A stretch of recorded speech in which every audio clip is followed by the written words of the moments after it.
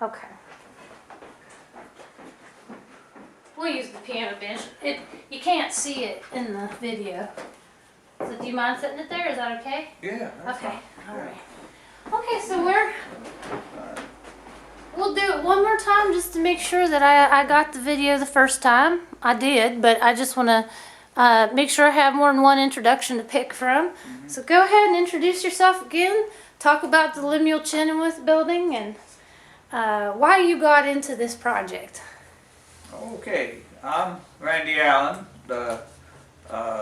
My wife Donna and I together owned this house that Lemuel Chenoweth built. Lemuel Chenoweth is someone that was a remarkable genius with wood. He gained his fame as a builder of covered bridges. He's known nationwide to bridge buffs. And we're sitting in the parlor of his house, and he has unique construction features in this house that are what should be used today in some instances. And but he gained his fame as a builder of covered bridges. He has other houses in Beverly that have been built, and they are certainly quality structures. They're still very sturdy. They've lasted over 100 years. And Lemuel was a father of a large family. His eldest son graduated from VMI in Lexington, Virginia prior to the Civil War, and that was Joseph Chenoweth. And sadly but true, he had participated in the Civil War, and he was killed at Port Republic. The second eldest son went to war. He was captured, and he was released after the Civil War was over. He did have a large family, and many of them were successful as people in the of the family. Let's see. What should I continue? Yeah, you can continue, and I can ask you questions. Yeah. I'll edit out any audio of me talking. Yeah. Okay. Trying to think what I should say. Well, what was the state of the house when you first came to it as a project? When I acquired the house, there was some work done that wasn't very good, and we very little of it though. There would have been a wraparound porch that wasn't original to the house. Mm-hmm. He built it without anything but small overhangs over the doors for the porches, the remarkable thing about the house actually is so much of it wasn't built by other people. It was mostly the great bulk of it was all Lemuel's work, and that's the certainly testifies to his genius with wood. He had a lot of construction features that he would use that other carpenters should have used. For instance, when he put a floor down, he would start in the middle with flooring and then go both ways. So at the end, if the wood was a little green and it had to stretch, you had the ends shoving against the center. And the center, now you can rub your feet across the floor and it's like it's one board. And they're over 100 years old. And you can find so many unique construction features like that in the house. And he was certainly remarkable. and he went far beyond his fame, but his fame was the builder of covered bridges. And that was for the Board of Public Works in Richmond, Virginia. And the first bridge he built was on the Stanton and Parkersburg Turnpike that had been built, but they didn't have bridges. And Virginia, we were still part of Virginia then, and and the lure was to get to the Ohio River because of commerce. At least one lure. So that was where he built the bridge to, and he certainly was a builder of bridges. But it didn't stop there. He had many unique construction features. Where did he source a lot of his raw materials from? And give me just a second before you answer that, because I noticed there's a little bit of a cobweb in the video, and if Mom ever watches this, you know she'll have a fit. So Yeah. I'm gonna get that out. Oh. We can edit that out. Okay. So I'll ask the question again. Where did Lemuel Chenoweth source a lot of the raw materials for the house? His source? Yeah, where did it come from? Was it from local mills? Oh, or it would be local. Sure. it came Yeah. from local mills? Local. Now, at that time, the wood would have been brought in on, did he plane it himself? Like how? He would have, whether he cut the boards, but he would certainly, if it's flooring, he probably did the groove and tongue and all of that. It's a lot of carving. He must have had pretty good ability because he utilized carving in his construction, like on fireplace mantles and things like that. Other instances, he would route the wood rather than cut it. Did I hear something? That was a cat. Okay. Yeah. You do hear it though. I hear it too. I'm sure the Yeah. thing Okay. picked it up.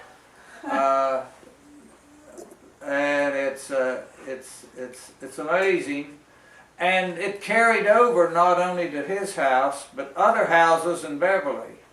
So it's easy if someone says Lemuel built a house, let me look at it, and they'd like to do that. Yeah. But let me look at it and I'll tell you if Lemuel built your house or not. So It's, what other houses in Beverly did he build? he built the house that David Goff lived in when the Civil War broke out. He had built that house. Now that's the house and- on the hill up there, No, right? that's a house up on the first house past the bank corner on the left. I see. And that house has the same cornice brackets that's on this house, and they're very unique. You wonder who could be so patient to do that kind of work. Can you tell people who may not know what a cornice bracket is, what it is? Well, where you have a cornice on a house, it's the bracket that holds the overhang, and it comes from the end of the board that's flat at the bottom, and then it comes back against the other part of the bracket arrangement there, just against the side of the house. I see. Yeah. So when did renovations begin on this house? When did you begin making it into a museum? Well, it's been over, I'm guessing now about 12 years. I'd have to go back and look. We had a good carpenter, and he did good work. I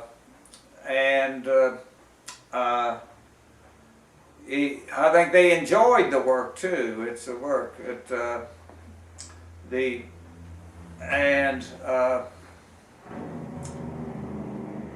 All of the work on the house has been very good work. We didn't want to, but there's been little work on the house.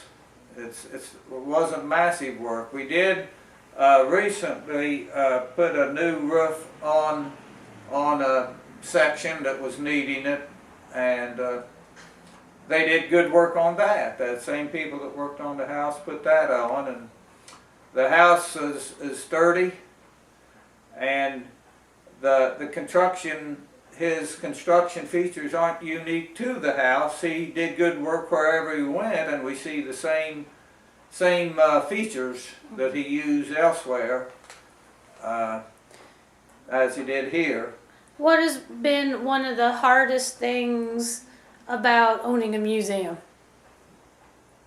To own a museum, as if you would classify this as a museum, which probably was a good classification. The hardest thing was customers. Yeah. I don't have a phone. I should. I don't have advertising out and about. I do have cards left at places, but when the first house was built, when we finished, early on there was a lot. The frequency of customers, so to speak, or was pretty. They wanted to see it. You wanted to see it, and so locally, most people have seen it, and people from afar. I wrote a book on Lemuel, and the purpose of it was as a covered bridge builder, and that was advertised pretty well, and I'd get calls from out west, and about the house, you know, for permission to use something, a picture maybe I had in my book. And so nationwide, Lemuel was known as just a builder of covered bridges. He's known nationwide. What sparked your interest in history? Like what, did you have an interest in history as a child? And have you had a history of being interested in history? Yes, I think I would be interested in history because of my descendants that participated in, like, the Civil War and every war since. None back to the Revolutionary War, but the Civil War have descendants there. Who were those descendants? Okay, let's see. There was the Scott side of the family. I forget his name, but I think he was one. On the Chenoweth side, Lemuel had built, when he came to the western part of Virginia, he built a house up on what's today known as Chenoweth Creek. Well, why is it known as Chenoweth Creek? Because he built a house up there, the first one. And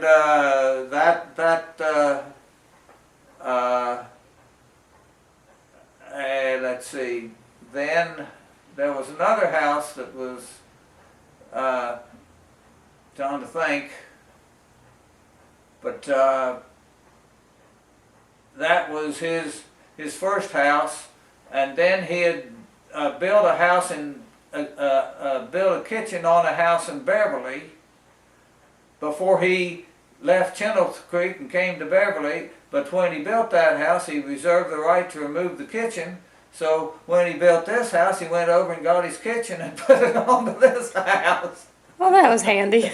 He thinks pretty broad, you might say. Yeah. And it was unique for him to do. The poor old people he probably went back and then built them a kitchen, for all I know. But that kitchen's a second kitchen that was to this house. I mean, that was the first kitchen and the only kitchen. That's what I should have said. Yeah. So where did he get that kitchen from? What house? Is it close by? I don't know. You haven't been able to figure it out. I don't know which house in Beverly that would have been, but it was he really thought ahead,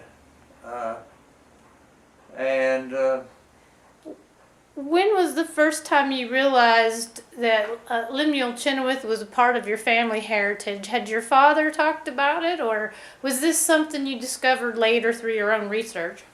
I can't recall at any point in time of the parents or grandparents tying me in with the Chenoweths. I knew that